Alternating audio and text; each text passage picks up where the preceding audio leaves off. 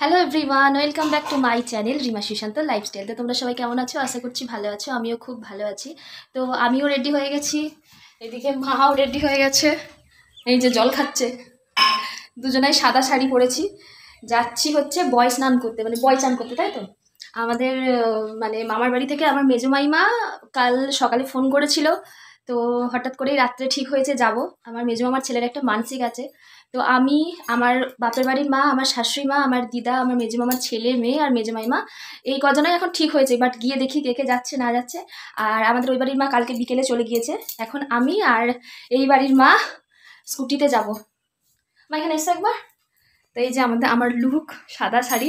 এই শাড়িটা পুরী থেকে মা নিয়ে এসেছিল, মানে বাপি দিয়েছিল। আর এই যে মা শাড়ি পরেছে সাদা রঙের, সাদা সাদা লুক। তো রেডি হয়ে ইন্ট্রোটা দিলাম। তো চলো যাওয়া যাক।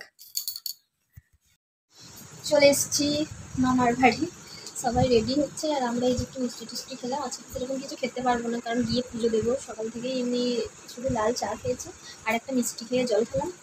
তো এখন বসে আছি, মাইমারা ওইদিকে রেডি হচ্ছে। ফাইনালি বেরিয়ে পড়েছি ওই 9টা 9:30টার মতো, তখন সকাল বেরিয়েছি যখন। আর এই যে আমি, আমার শাশুড়িমা বসেছে এইদিকে, আর এদিকে মেজো মাইমা, ভাই আর বুনু বসেছে, আর সামনে বসেছে মা। তো দিদাও বলেছিল যাব, হঠাৎ করে দিদা বলছে কি ভাল লাগছে না, যাব না। কিন্তু ওয়েদারটা খুব ভালো ছিল। হ্যাঁ, একটু গরম ছিল ঠিকই, কিন্তু সারাদিন সেইভাবে রোদ টোদ ওঠেনি।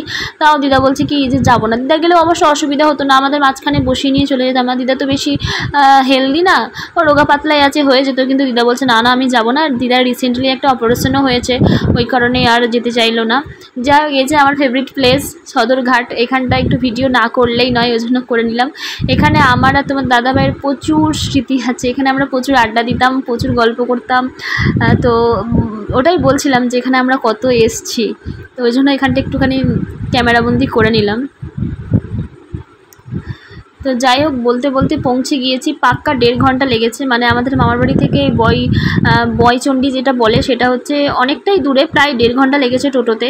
তো এখন চলে এসেছি। মানে সবাই এখন টানা হিজড়া করছে। ও বলছে আমার দোকানে আসো, ও বলছে আমার দোকানে আসো। আরে ভাই, টোটোটা তো রাখতে হবে, তারপর তো যাবো, স্নান করবো, তারপর তো ডালা কিনবো।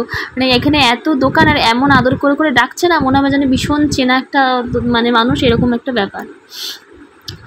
তো যাই হোক, এখন এই যে মানে ব্যাগ রাখবো কোথায়, এইসব এখন প্রস্তুতি চলছে। আর এই দোকানটা থেকেই আমরা পুজোর ডালা কিনেছিলাম, আর এখানেতেই আমাদের ব্যাগপত্র, জুতো সব কিছু রেখে দিয়েছিলাম। তো এটাই এখন ঠিক হচ্ছে যে কোথায় কি রাখবো না রাখবো, এগুলো সব মা তারপরে মামিমা সবাই মিলে আলোচনা হচ্ছে। ব্যাগ ট্যাগ রেখেছি। আর এই সাইড দিয়ে মেলা বসেছে। তো বুনু বলছে কি চল ওই দিকটা দিয়ে আগে যাই, মেলা দেখে আসি। তো আর আমি মানে একটু মাথায় ঘোমটা দিয়ে দেখাচ্ছি বুনুকে যে আমাকে কেমন লাগছে মাথায় ঘোমটা দিয়ে। মাথায় তো ঘোমটা দেওয়াই হয় না। তো ওখানে দেখি একটুখানি গিয়ে বেশ মেলা ঠেলা বসেছে। তো এই যে অনেক বেশ মেলা বসেছে। আর আমি না এখানে এসছি অনেক ছোটোবেলায়, একবার এসেছিলাম, আবার আসলাম, মানে কোনো ঠিক ছিল না, একদম হঠাৎ। কিছুদিন আগেই না আমাদের বাড়িতে আলোচনা হচ্ছিল যে আমাদের শাশুড়িমা বলছিল যে বয়চণ্ডী আছে, বয়চণ্ডীতে সবাই স্নান করতে যায়। তো কোনো দিন যায়নি, আমাদের পাড়া থেকেও অনেকে যায়। আমি বললাম ঠিক আছে, তাহলে কোনো একদিন যাওয়া যাবে। তো 2-3 দিন পরেই মাইমা হঠাৎ করেই বলছে এরকম বয় চান করতে যাবো, তোর ভাইয়ের একটা মানসিক আছে, তাহলে যাবো। তো আমাদের শাশুড়িমা একটু অমত করছিল যে দাদুভাইয়ের কাজটা রিসেন্ট হলো, মানে দাদুভাইয়ের যেদিন কাজ হয়েছে একদিন পরেই আমরা বয় স্নান করতে গেছি। তো মা বলছিল যে এই কাজটা গেল, খাটাখাটনি হয়ে গেছে খুব, যাবো না। আমি চলো, দেখবে মন শরীর সব ভালো হয়ে যাবে। তো ওই জন্য হঠাৎ করে গেলাম। আর এইখানে নামার সময় এত স্লিপ ছিল, মানে মানে ভীষণ স্লিপ, বলা যাবে না, এত পরিমাণে স্লিপ ছিল। একটু যদি কারো পড়ে না, হাত ভেঙে যাবে। আর আমাদের পুকুরে নামার আগের কিছুক্ষণ আগে একটা ছেলে পড়ে হাত ভেঙে গেছে। তো ওই জন্য মা তো ভয়ে নামতেই পারছে না। আর আমি তো পুকুরে স্নান মানে খুব একটা মানে করি না, খুব একটা মানে কি করিই না। তো ভীষণ ভয় লাগছিল। মাকে বলছে তুমি আস্তে আস্তে নামো, নাহলে আমি ধরছি। মা বলছে না, আমি নিজের বসে বসে নামি, নাহলে পড়ে যাব। আমি এই যে বসে বসে নামছিলাম, ভীষণ ভয় লাগছিল। এই দুটো সিঁড়ি এত স্লিপ, মানে প্রচুর পরিমাণে শ্যাওলা হয়ে গেছে। আমার মা আবার আমাকে ধরে ধরে নামালো। আর এই যে আমাদের শাশুড়ি মা ভয় পাচ্ছে নামতে। আর আমি একটা ডুব দিয়ে না উঠে না, মানে আমার কেমন হয়ে গেছিলো, মানে পুকুরে স্নান করার অভ্যাস নেই তো, ভীষণ ভয় লাগছিল। আর পুকুরের জলটা কিন্তু খুব সুন্দর ছিল, এটা বলতে হবে, ভীষণ সুন্দর ছিল, খুব পরিষ্কার পরিচ্ছন্ন জল, খুব ভালো লাগছিলো। এই যে আমি ভয় পেয়ে গেছিলাম একটা ডুব দিয়ে। তো আমি কিছুক্ষণ জলের মধ্যে ছিলাম। তো আমি এখন উঠে গেছি। বুনু বলছে কি এদি, আমি তোকে এতক্ষণ ভিডিও করে দিলাম, এখন তুই আমাকে ভিডিও করে দে। তো বুনু জানে যে এখানটায় প্রচুর স্লিপ হয়। ও কিছুদিন আগেই এসছিল, ও জানে, ওই জন্য ওর নামতে কোনো অসুবিধা হয়নি, নামলেও বেশ, স্নান করলো, ডুব দিল, দিয়ে আমাকে বলছে কি তাহলে আমার একটু ভিডিও বানিয়ে দেন। ঠিক আছে তুই নাম, আমি বানিয়ে দিচ্ছি।